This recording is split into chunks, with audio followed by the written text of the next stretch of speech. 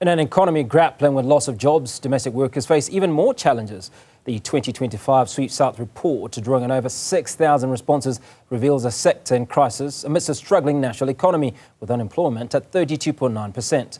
This workforce, 92% of whom are women, shoulders immense responsibility. 82% are the primary breadwinners for their families, supporting an average of 4 dependents. However, their average income falls short of basic living costs. 39% are paid illegally below the minimum wage, and 1 in 5 report experiencing workplace abuse. For more on this, I'm joined by Lourandi Kriel, SweepSouth CEO. Lourandi, good to speak to you. Now, the report shows most domestic workers are the main breadwinners of their families. Describe for us, for a start, what a typical month is like trying to balance income with expenses for many of these women. Certainly. So domestic workers are, 82% of them are breadwinners, and they support on average 4 dependents. And with a salary of 4,500 Rand a month, they are able to put food on the table, ensure there's data, airtime, electricity, pay for their transport to their workplace, put a roof over the heads of their families, and pay school fees. So the day-to-day of the domestic worker is dire, and they are struggling to make ends meet with about a 900 Rand deficit monthly in terms of living expenses versus what they earn. Now, we talked about the typical day of a domestic worker, but we haven't talked about what time they start work and what time they actually knock off. I mean, what are the legal prescribed working hours, if you will, of a domestic worker versus what you were able to pick up in your sample?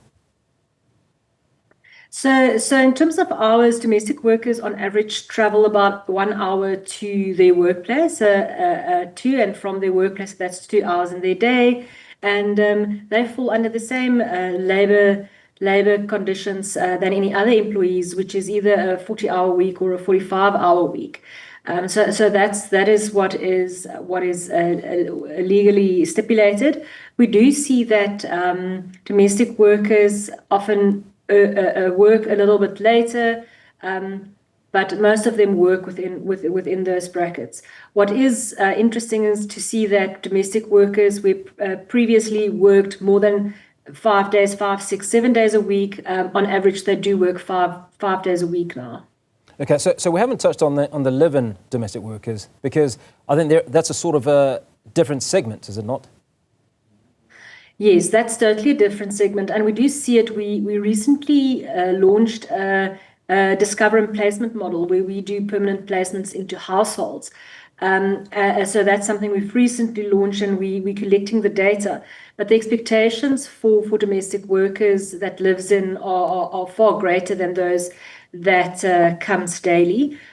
Most domestic workers, 85% of them work for multiple employers in a week, those that does not live in, and only 15% are full-time at one client. So yes, totally different circumstances for live-in, permanent, and those that work for multiple clients. Now, something that you also discovered in this report that you've released is that 1 in 5 domestic workers experience some form of abuse. Now, what sort of abuse are we talking about? So what the survey pointed out to us is that domestic workers, they enter homes of sometimes strangers. And on our platform, that is the case. They go to clients. We go to great depths to make sure the homes they enter are safe. But the domestic workers that did the survey, most of which are not our own SweepSouth that works on our platform, we have extended the data to domestic workers that's never been or heard of SweepSouth. So it's verbal abuse, it's sexual abuse, sometimes physical abuse, which is horrible. And how much of this goes unreported? I would say, so for the SweepSouth that work on the SweepSouth platform, they have a dedicated channel where they report it to, and they've got a dedicated support team within the business that acts immediately, steps in, and then either mitigate the situation or remove the worker out of the workplace. And we often offboard customers. I myself have also had to tell customers that we might not be a fit for them due to these issues. But domestic workers in private homes or that doesn't have the protection that we give our sweep stars, most of it goes unreported. I want to touch a little bit on the sample. I mean, you've talked about sample size of about 6,000. How representative is it of the greater South Africa? So 40% of the survey was sent to a bigger sample size, and 40% are domestic workers that has never worked on the SweepSouth platform, or like I said, never heard of the SweepSouth platform. 30% are ex-sweep stars that have, through the platform, found private work, permanent placements, or other types of work. Many use our platform as a springboard to other jobs like nursing or teaching, and then 30% of the sample size are our own sweep stars that work on the platform actively. So we really try to get a good view of the South African landscape, and we're the only company in Africa that does this type of level of research. Now, something else that we discovered in your report is that a significant number of these are matriculants. Yes. I think there's people are incorrectly assuming that domestic workers are uneducated. Most of them have matric, and a lot of them have tertiary education or further education. And I think what's more, that a highlight that stood out for me is that 30% of the domestic workers that participated in this survey this year are stating that they are gaining other levels of education or skills through free online education, which for me is amazing. So the average age of the sample size, has that shifted over time? No, so the average age is between 26 and 41 years with a median of 38 years old. That is the age group of most of our domestic workers.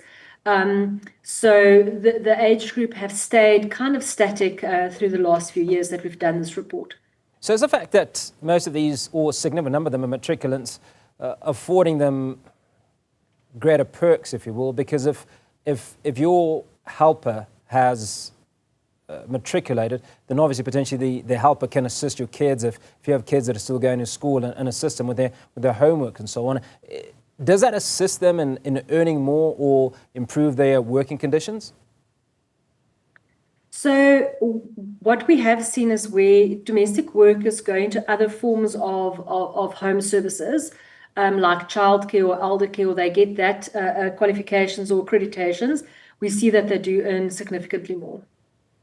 All right, finally, before we let you go, just talk to us about, I mean, we've focused a little bit on much of the negativity around many of the domestic workers who are struggling, but what about the other end of the scale?